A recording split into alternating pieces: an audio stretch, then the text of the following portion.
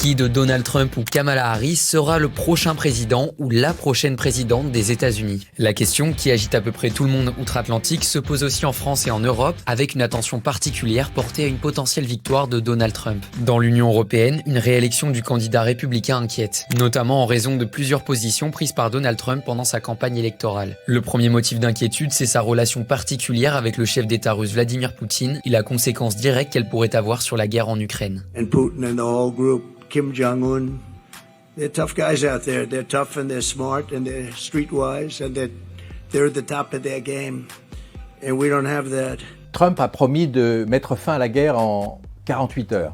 Et sans aucun doute, il va vouloir jouer un rôle et taper du poing sur la table pour essayer de réunir les deux pays, l'Ukraine et la Russie, autour d'une table de négociation pour tenter d'obtenir un cessez-le-feu et peut-être même de faire la paix. La grande question qui est posée, c'est de savoir comment il veut le faire. Est-ce qu'il va forcer l'Ukraine à capituler, par exemple, et à rendre, par exemple, une série de territoires qui sont occupés par la Russie à la Russie, ou est-ce qu'il va simplement, je dirais, proposer une négociation, imposer une négociation, mais dans des conditions qui seraient acceptables pour l'Ukraine et pas simplement qui permettraient à Poutine de dire « j'ai gagné la guerre ». Le deuxième motif d'inquiétude, c'est son discours vis-à-vis de l'OTAN. They all owed money and they wouldn't pay it. I came in, I made a speech and they said you got to pay up. Pendant son premier mandat, Donald Trump avait déjà menacé de quitter l'OTAN, car la plupart des États membres ne consacraient pas 2% de leur PIB au budget militaire, en dépit d'une règle établie en 2006. Depuis, la guerre en Ukraine est passée par là, et de nombreux États membres ont rehaussé leur part du budget dans le domaine. Mais Donald Trump estime que ce n'est pas suffisant. Il a donc laissé entendre que les États-Unis n'agiraient pas en cas d'attaque russe. Est-ce qu'il va se retirer de l'OTAN ?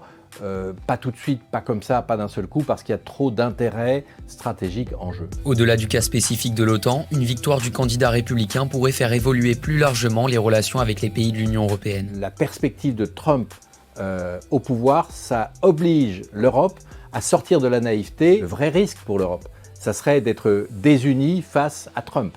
Et c'est pas impossible qu'il y ait des cavaliers seuls. Je pense à la Hongrie, qui pourrait négocier directement avec Donald Trump. Il s'entend très bien avec M. Orban. Alors que les États-Unis sont les deuxièmes plus gros émetteurs mondiaux de gaz à effet de serre derrière la Chine, le climat est loin d'être au centre de la campagne présidentielle américaine. Durant son mandat, le républicain avait retiré les États-Unis de l'accord de Paris sur le climat et a promis de le refaire s'il est élu, après l'annulation de cette décision par son successeur Joe Biden. Ça a forcément un impact. Si l'Amérique se retire de l'accord sur le climat, c'est comme si une bonne partie du monde n'était plus là, presque la moitié, si j'ose dire, compte tenu de l'influence américaine. Trump reste un climato-sceptique. Il faudra qu'il fasse attention quand même à l'opinion publique américaine qui a vu par exemple lors des derniers ouragans une puissance destructrice absolument dramatique et donc très inquiétante. Donald Trump menace par ailleurs les Européens d'instaurer de nouveaux droits de douane si l'UE n'achète pas plus aux États-Unis. La guerre paraît inévitable à propos des droits de douane. Trump a déjà dit qu'il voulait imposer des tarifs, comme on dit aux États-Unis, de 10% aux Européens et de 60% aux Chinois.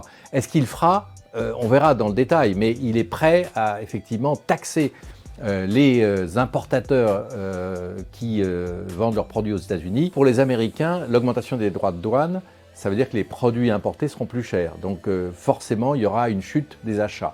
Donc c'est valable pour l'automobile, c'est valable pour les produits de luxe, c'est valable pour la mode, pour les spiritueux, pour le champagne, pour les parfums. C'est vrai aussi pour les exportations plus importantes encore des avions, des Airbus, etc. Ça aura des implications évidemment, et surtout ça va créer un climat de tension qui fera que l'Europe devra réagir. Est-ce qu'elle peut prendre des mesures de représailles ?